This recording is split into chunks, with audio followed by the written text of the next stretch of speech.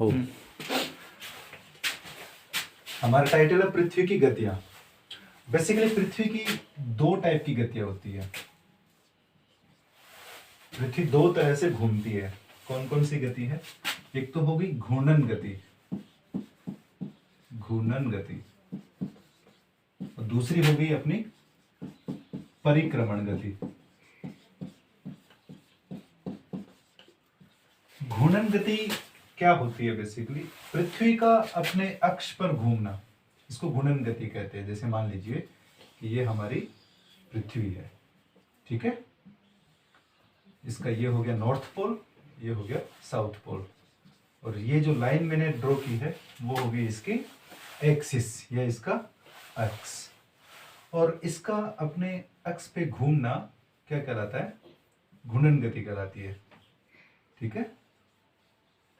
तो ध्यान रखना थोड़ा सा,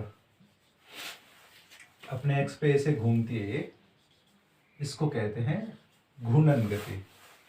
और परिक्रमण गति क्या होती है? सूर्य का जो चक्कर लगाती है पृथ्वी, उसको हम कहते हैं, उसको हम परिक्रमण गति कहते हैं। मान लीजिए ये हमारी पृथ्वी है और ये क्या कर रही है? ऐसे सूर्य के चक्कर लगाती है, इस तरीके से जो चक्कर लगाती है इसको कहते हैं परिक्रमण गति, ठीक है। घूर्णन गति जो है इसको हम दैनिक गति भी कहते हैं। अगर मैं इसका दूसरा नाम बताऊं आपको तो इसको दैनिक गति कहते हैं। क्यों कहते हैं वो हम आगे जानेंगे, दैनिक गति। और इसी प्रकार परिक्रमण गति को हम क्या कहते हैं? वार्षिक गति। तो ये थोड़ा सा हम ध्यान रखेंगे कि पृथ्वी की गतियां कितनी हो गई? घूर्णन गति और परिक्रमण गति। घूर्णन गति का मैंने बताया कि पृथ्वी का अपने एक्स पर घूमना क्या कहलाता है? घूर्णन गति, या जिसको हम रोटेशन भी कहते हैं, रोटेशन। और परिक्रमण गति का क्या हो गया कि सूर्य के चारों ओर चक्कर लगाने का, एक निश्चित पथ पे एक के चक्कर लगाती है पृथ्वी, तो उसको हम कहते हैं परिक्रमण गति। और ये जो पथ है ये होता है अपना परवलयाकार होता है। जैसे इसको हम गोलाकार, अंडाकार, ऐसा कुछ नाम भी देते हैं, लेकिन ये जैसे हाइपरबोलिक होता है। इसको परिक्रमण गति को इंग्लिश में कहते हैं रेवोल्यूशन, ठीक है। देखिए फिर आगे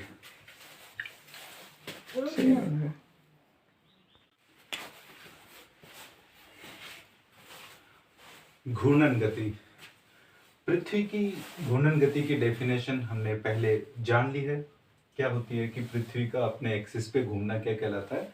घूर्णन गति कहलाता है। अभी हम जानेंगे कि पृथ्वी की घूर्णन गति की वजह से होता क्या है, उसका रीजन क्या होता है, और दूसरा उसका प्रभाव क्या होता है। जानिए। सबसे पहले हम इसको क्या नाम देते हैं? घूर्णन गति का एक दूसरा नाम होता है जिसको हम बोलते हैं दैनिक गति। दैनिक गति क्यों कहते हैं दैनिक गति? क्या होता है तो जानिए। हमारी पृथ्वी को अपने एक्सिस पे ऐसे घूमते हुए उसको लगभग 24 घंटे का समय लगता है। कितना टाइम लगता है? 24 आवर्स लगते हैं। ये 24 घंटों को हम क्या करते हैं अपनी सहायता के लिए? हम 12 घंटों को तो हम बना देते हैं डे या दिन, क्या कहते हैं? डे। एंड 12 घंटे, अगले 12 घंटों को हम क्या बना देते हैं? उनको हम कह देते हैं नाइट। इन दोनों में हमने क्या किया? इन 24 घंटों को डिवाइड कर दिया। तो ये जो कुल 24 घंटे लगते हैं, इस वजह से हमारा क्या हो गया? दिन व रात बनने लग जाते हैं। और ये पूरा का पूरा 24 घंटे का जो समय है, इस समय की वजह से क्या होता है पृथ्वी कि इस गति को हम दैनिक गति भी कहते हैं। चलिए दूसरी बात, ये जो घूर्णन गति है इसको करने में मैंने पहले भी बताया अभी आपको कितना टाइम लगता है? इसको 24 घंटे लगते हैं। और तीसरा सबसे इम्पोर्टेंट अगर मैं बात करूं तो ये क्या हो गया? दिन व रात बनते हैं। किससे बनते हैं, क्यों बनते हैं? घूर्णन गति के कारण। ठीक है। अब देखिए आगे एक थोड़ा सा जिक्र करते हैं हम कि ये दिन और रात बनते कैसे हैं। देखिए अभी आप मान लीजिए कि ये हमारी पृथ्वी है, ठीक है, और इस पृथ्वी का ये हो गया हमारा नॉर्थ पोल और ये हो गया हमारा साउथ पोल। ठीक है, और थोड़ा सा ऐसे मैं ड्रॉ कर देता हूँ ताकि थोड़ा सा लुक पृथ्वी के जैसा दिखाई दे। ठीक है, अब पृथ्वी कैसे घूमती है? वो हमारी पृथ्वी इस तरीके से ऐसे अपने ही अक्ष पे घूमती रहती है ऐसे। सूर्य की स्थिति कहाँ पे है? मान लीजिए ये यहाँ पे सूर्य की स्थिति है। ठीक है,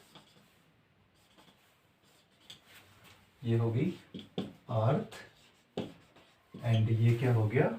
ये हो गया सन। ठीक है, सूर्य से जो प्रकाश निकलता है वो प्रकाश पृथ्वी पर पहुंचता है 8:03 के आसपास, और फिर इससे एक आधे भाग पे, पृथ्वी के आधे भाग पे क्या हो जाता है, इधर वाला पार्ट को तो हम सूर्य का प्रकाश पहुंच ही नहीं पाता, इसलिए इसको हम क्या कह देंगे, इधर वाले पार्ट पे क्या होगी, वहां पे नाइट हो जाएगी, रात हो जाएगी, और इधर वाले पार्ट पे क्या हो जाएगा, डे। ठीक है, इस लाइन को क्या नाम देंगे? इधर मैं इसको थोड़ा सा शेडेड कर देता हूं। इस लाइन को हम कहते हैं, इसको प्रदीप्ति वृत्त, द सर्कल ऑफ इल्यूमिनेशन। ठीक है, ये पृथ्वी पे इसको कहते हैं प्रदीप्ति वृत्त। खैर आगे देखिए, अभी जो पृथ्वी की घूर्णन गति की जो गणना है वो हम कैसे करते हैं? तो वो हम दो संदर्भों में करते हैं। कैसे करते हैं देखिए, पृथ्वी की घूर्णन की जो गणना होगी तो वो हो जाएगी हमारी, सबसे पहले अगर हम पृथ्वी की गणना करें, इसकी घूर्णन गति की क्या करते हैं, गणना, तो वो किस आधार पे करते हैं? पहली तो होगी तारों के आधार पर, तारों के संदर्भ में या फिर तारों के आधार पर। ठीक है, और दूसरी हो जाएगी सूर्य के आधार पे, सूर्य के संदर्भ में। ठीक है, तारों के संदर्भ में हमारी पृथ्वी पे जो दिन या फिर जो टाइम होता है, कितना टाइम अगर हम इसमें काउंट करते हैं तो वो लगभग 23 घंटे 56 मिनट्स काउंट करते हैं। ठीक है, और सूर्य के संदर्भ में हम जो काउंट करते हैं वो होता है 24 आवर्स। तो ये ध्यान रखना थोड़ा सा गणना का आधार। और ये होगी हमारी घूर्णन गति, दैनिक गति कहते हैं इसको। 24 घंटे लगते हैं, दिन व रात बनते हैं, और ये प्रदीप्ति वृत्त मैंने आपको ड्रॉ करके बताया। इसके बाद इसकी गणना। Thank you.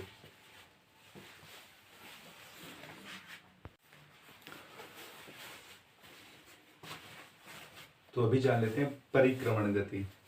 वैसे परिक्रमण गति जानने से पहले मैं आपको एक छोटा सा क्वेश्चन बताना चाहूँगा कि कई बार एग्जामिनेशंस में पूछ लिया जाता है कि अगर पृथ्वी अपने एक्स पर घूमना बंद कर दे तो क्या होगा।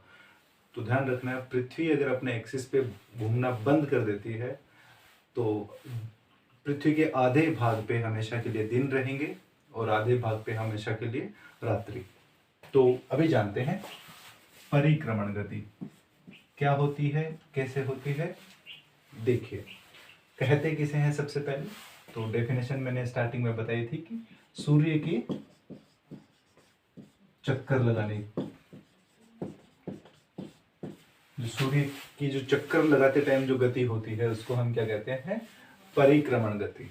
ठीक है, देखिए अभी इसमें भी वैसे पॉइंट्स के तौर पे हम इसको शॉर्ट फॉर्म में इसको पढ़ लेंगे। क्या होता है, तो पृथ्वी जो सूर्य की जो चक्कर लगाती है उसमें चक्कर लगाते टाइम उसको 365 दिन जो है 365 दिनों का इसमें टाइम लग जाता है, ठीक है। और 365 पूरे एग्जैक्ट 365 नहीं लगते, ये हमें ध्यान देने की बात है। साल में दिन 365 होते हैं, लेकिन अगर एक्चुअल जो टाइम लगता है वो 365 दिन और 6 घंटे लगते हैं। कितना टाइम पृथ्वी को सूरज की एक चक्कर लगाने में कितना टाइम लगता है? 365 दिन और 6 घंटे। अब देखिए ये जो ये 365 दिन होते क्यों हैं, कैसे होते हैं, अभी देखिए। ये 365 दिन और 6 घंटे का जो समय लगता है, इसको हमने क्या कर रखा है कि हमने 3 सालों में, जिस सालों में 365 दिन आते हैं उनको, और 1 साल इसके 4 साल बाद, मतलब ये मान लीजिए कि 2001, 2002, 2003, इन सब में मान लीजिए 365 दिन थे। तो इसके बाद अगला जो साल आएगा, हर 4 सालों के बाद हम क्या करते हैं, इस एक दिन को, कौन से एक दिन को, ये 6 घंटे है ना, देखिए 1 साल के 6 घंटे, ठीक है, इस साल के 6 घंटे, इस साल के 6 घंटे, फिर अगले साल के भी 6 घंटे। तो इन चारों बारे से काउंट करेंगे इन 6 घंटों को, तो ये बन जाएंगे 24 घंटे। और 24 घंटे का मतलब हो गया एक दिन। और ये एक दिन फिर यहाँ इसमें ऐड कर देंगे। कौन से मंथ में ऐड करते हैं? तो हमें पता ही है, फेब में इसको जोड़ देते हैं, इस वजह से फरवरी क्या हो जाती है, 29 दिन की हो जाती है ना। इसका रीजन, ये रीजन है, ठीक है। परिक्रमण गति की वजह से फरवरी में 29 दिन होते हैं, ये सत्य है। इसके बाद देखिए कि जो पृथ्वी की परिक्रमण गति है, उसमें सबसे बड़ा जो हमारा रोल है वो कब होता है, कैसे होता है? 2-3 चीजें हमें ध्यान रखने की जरूरत है। ये तो आप समझ गए होंगे कि परिक्रमण गति, सूर्य के चक्कर लगाने का जो पीरियड है वो हो गया। दूसरा, इसमें 365 दिन 6 घंटे लगते हैं। कैसे 365 दिन कैसे होते हैं, 366 दिन कैसे होते हैं, तो ये सब चीजें होती है, ठीक है। अच्छा, एक चीज और, इसको तो हम सामान्य वर्ष कहते हैं, इसको, है ना, कॉमन ईयर कहते हैं इसको, कॉमन ईयर या सामान्य वर्ष। और इसको हम क्या कहते हैं, लीप ईयर। ध्यान रखना है। तो लीप ईयर होने का रीजन क्या हो गया, परिक्रमण गति, रेवोल्यूशन ऑफ अर्थ, ठीक है। अब देखिए आगे थोड़ा सा और देखते हैं। चलिए अभी हम जिक्र करते हैं, 2 नाम आते हैं। एक तो होता है उपसौर और एक होता है अपसौर। ये क्या होते हैं देखिए, जानते हैं अभी इसको, उपसर और अपसौर, ठीक है। इसको बोलते हैं एपिहीलियन और इसको बोलते हैं पेरिहीलियन। पेरिहीलियन अभी, हाँ, पेरिहीलियन, ठीक है। इसको क्या कहते हैं, पेरिहीलियन एंड उपसौर और अपसौर। ये क्या चीजें होती है देखिए, हमें 2-3 चीजें ध्यान रखनी है इन दोनों को देखने से पहले। सबसे पहली चीज क्या ध्यान रखनी है कि पृथ्वी जो है वो अपने अक्ष पे झुकी हुई है। पृथ्वी अपने अक्ष पर झुकी हुई है, एक तो ये चीज ध्यान रखनी है, झुकी हुई है। दूसरी, पृथ्वी, मैंने बताया ना हाइपरबोलिक या पृथ्वी दीर्घ वृत्ताकार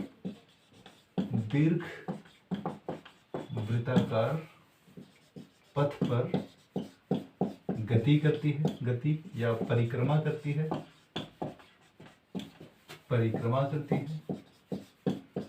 और ये 2 चीजें ध्यान रखनी है। इसका मतलब क्या हुआ देखिए, मान लीजिए ये हमारा सूर्य है और ये पृथ्वी जो है वो इस तरीके के मार्ग पे गति कर रही है, ठीक है। ये सन हो गया और कैसे वो मोशन कर रही है। देखिए थोड़ा सा, मान लीजिए ये हमारी पृथ्वी, ये इसका नॉर्थ पोल, ये साउथ पोल, और ये इस मार्ग पे ऐसे गति कर रही है, ऐसे। ठीक है, ये क्या है, अर्थ। ये नॉर्थ पोल, ये साउथ पोल। इधर बना लेते हैं एक, ये ऐसे नॉर्थ पोल, और ये हो गया इसका साउथ पोल, ये हो गई हमारी अर्थ। ध्यान देना है, इस गति करने के दौरान ये दीर्घ वृत्ताकार पथ पे गति करती है, तो इसमें सूर्य की और पृथ्वी के बीच की दूरी जो है वो बहुत इंपॉर्टेंट है। कैसे, देखिए, ये हो गया पृथ्वी की और सूर्य की जो अधिकतम दूरी है, ध्यान दीजिएगा इसमें, ये बहुत इंपॉर्टेंट है वैसे, अधिकतम दूरी। ठीक है, पृथ्वी और सूर्य के बीच की अधिकतम दूरी वाली स्थिति को हम क्या कहते हैं, उसको हम अपसौर कहते हैं। ठीक है, क्या कहते हैं, अपसौर। अपसौर। और ये दूरी कितनी होती है, ये दूरी होती है लगभग 152.1 मिलियन किलोमीटर। 152.1 मिलियन किलोमीटर दूरी होती है। ऐसी स्थिति बनती कब है, तो ध्यान रखना है, ऐसी स्थिति बनती है 4 जुलाई को। ठीक है, ये स्थिति कब बनती है, 4 जुलाई को। अधिकतम दूरी किसकी, अपसौर क्या कहते हैं, सूर्य और पृथ्वी के बीच की अधिकतम दूरी को क्या कहते हैं, अपसौर कहते हैं। कितनी दूरी हो जाती है, 152.1 मिलियन किलोमीटर। और ये स्थिति कब बनती है, ये बनती है 4 जुलाई को। चलिए, इसी तरीके से पृथ्वी और सूर्य के बीच की न्यूनतम दूरी,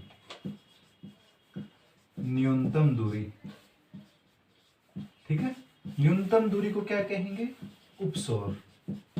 ठीक है, उपसौर, ध्यान रखना है। और ये इसमें दूरी कितनी बन जाती है, 147.1 मिलियन किलोमीटर। ठीक है, और ये स्थिति कब बनती है, तो ये स्थिति बनती है 3 जनवरी को। ये चीजें हमें ध्यान रखनी है। ठीक है, इस तरीके से उपसौर और अपसौर। उपसौर क्या हो गया, उपसौर हो गया न्यूनतम दूरी किसकी, सूर्य व पृथ्वी के बीच की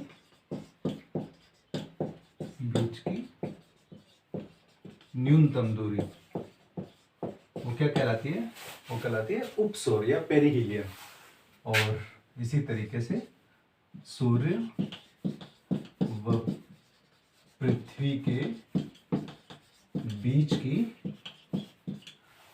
अधिकतम दूरी, ठीक है, वो क्या कहलाती है, वो कहलाती है अपसौर, एपीहीलियन। ठीक है, देखिए अभी इस जो पृथ्वी अपने सूर्य के दीर्घ वृत्ताकार मार्ग पर गति करती है, तो उसमें क्या होता है कि उसमें वो एक ही साइड में वो झुकी हुई रहती है। कैसे झुकी हुई रहती है, देखिए, मान लीजिए कि ये सन हो गया और इस पे दीर्घ वृत्ताकार मार्ग पे पृथ्वी घूम रही है। ये हमारी पृथ्वी, और ये इसका, हमें ध्यान है ना कि पृथ्वी 23.5 डिग्री झुकी हुई है अपने एक्सिस से, याद है ना हमें, 23.5 डिग्री ऐसे झुकी हुई है, टिल्टेड है वो। और तो ये जब भी चक्कर लगाती है तो ध्यान रखना है कि इसकी परिस्थितियों में झुकाव की वजह से क्या फर्क पड़ता है, क्या प्रभाव पड़ते हैं, ध्यान से देखिएगा। ये पृथ्वी अपने दीर्घ वृत्ताकार पथ पे से घूमती है और ये अपने एक्सिस पे 23.5 डिग्री झुकी हुई है। और फिर इसका प्रभाव कैसे पड़ता है, देखिए, सबसे पहले हमें ध्यान देने वाली बात यह है कि इससे होता क्या है। मान लीजिए कि ये एक पृथ्वी ऐसे झुकी हुई है, तो हम मान लेते हैं कि ये कंडीशन है, मान लीजिए, ठीक है, दिस वन, ये नॉर्थ पोल एंड ये साउथ पोल। इस कंडीशन में क्या होगा देखिए, इस कंडीशन में अगर मैं बात करूं, इस कंडीशन में जो देखिए, मैं आपको पहले बता चुका हूँ कि पृथ्वी लगातार अपने पथ पे एक ही साइड में से झुकी हुई रहती है, टिल्टेड रहती है, तो उसका प्रभाव क्या पड़ता है पृथ्वी पे या हमारे मौसम पे। एक चीज़ और है कि परिक्रमण गति जो है और इसके पृथ्वी के झुकाव की वजह से, दोनों रीजन की वजह से पृथ्वी पे ऋतुएं परिवर्तन होती है, ऋतुएं बनती हैं। ठीक है, कैसे बनती है अभी देखिए। इस कंडीशन में क्या होगा कि नॉर्दर्न हेमिस्फीयर जो है, उत्तरी गोलार्ध,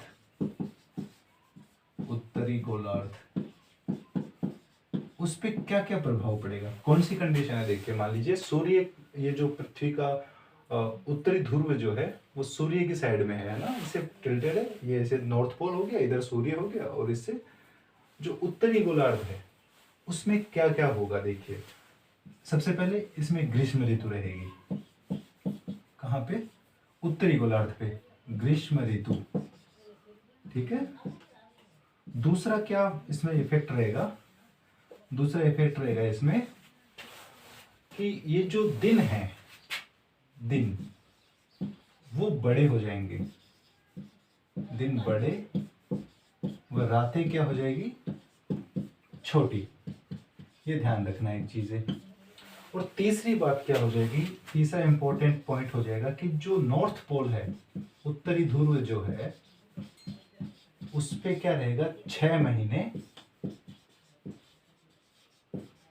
उस पे 6 महीने दिन ही रहेगा। ये हमें ध्यान देने की आवश्यकता है। इस कंडीशन में उत्तरी गोलार्ध में क्या हो जाएगा, इस कंडीशन में सिर्फ मैं कंडीशन एक ले रहा हूं, ठीक है।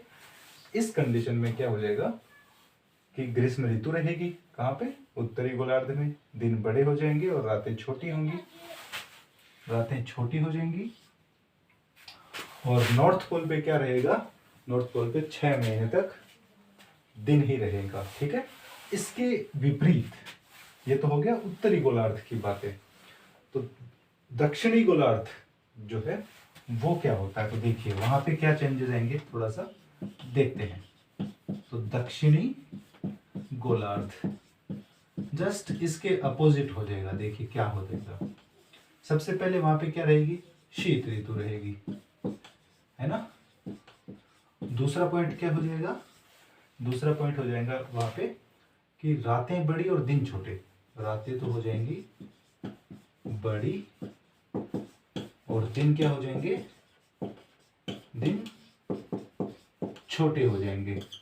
ठीक है, और तीसरा सबसे इंपॉर्टेंट फैक्ट क्या आएगा कि साउथ पोल पे क्या हो जाएगा, दक्षिणी ध्रुव पे क्या होगा, 6 महीने रात ही रहेगी।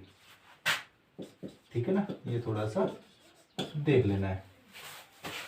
ऐसी पृथ्वी पे 4 इस टाइप की कंडीशंस बनती है।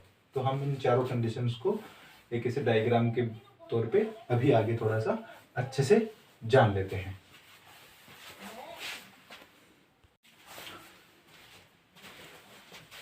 तो चलिए देखते हैं ऋतु में परिवर्तन, चेंजेस इन सीजन्स क्या होता है। पृथ्वी अपने दीर्घ वृत्ताकार पथ पे इस तरीके से मूव करती रहती है, और इस मूव के दौरान पृथ्वी का जो एक्सिस है वो हमेशा एक ही डायरेक्शन में रहता है, झुका हुआ रहता है। ठीक है, ध्यान रखना है। यहाँ पे भी वही परिस्थिति बनती है, यहाँ पे भी, यहाँ पे भी, यहाँ पे भी सेम।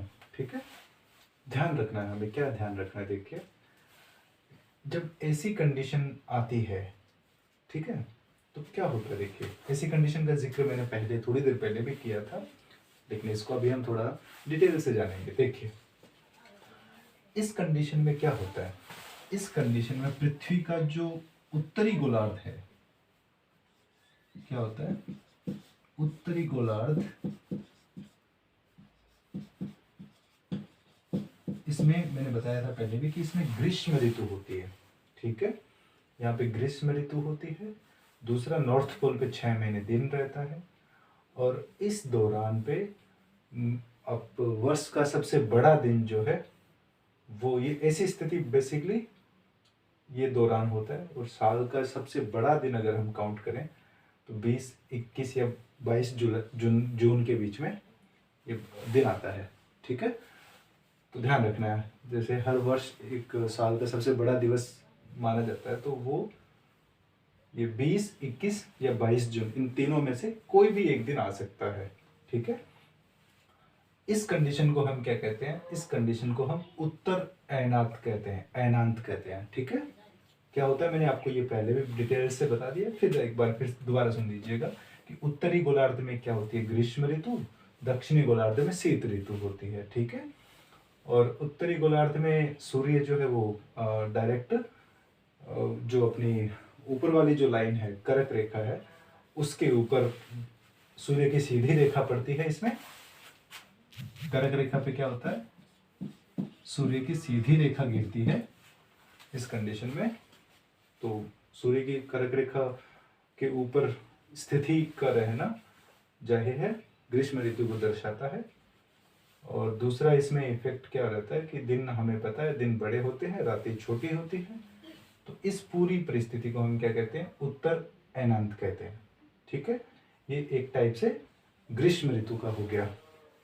दूसरी परिस्थिति हम ये ले लेते हैं। इस परिस्थिति में क्या होता है कि इस परिस्थिति में सूर्य का प्रकाश है वो क्या होता है? विषुवत रेखा पे, डायरेक्ट सीधा विषुवत रेखा पे पड़ता है। अब सीधा विषुवत रेखा पे पड़ेगा तो इससे क्या प्रभाव होगा? सीधी सी बात है, विषुवत रेखा पृथ्वी को पूरी बराबर दो भागों में बांटती है, जिसको हम भूमध्य रेखा भी कहते हैं। तो जैसे ये विषुवत रेखा होगी और इस विषुवत रेखा पे सूर्य का सीधा प्रकाश गिरना दो चीजें करेगा, एक दिन और रात दोनों बराबर कर देगा।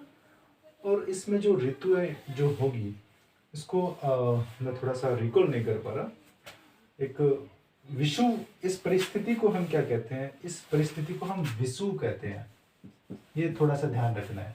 और ये परिस्थिति कब आती है? 20 या फिर 21 मार्च को, ठीक है। फिर हम थोड़ा सा आगे चलते हैं। 3 चीजें ध्यान रखने वाली बात है। विषु कब आता है?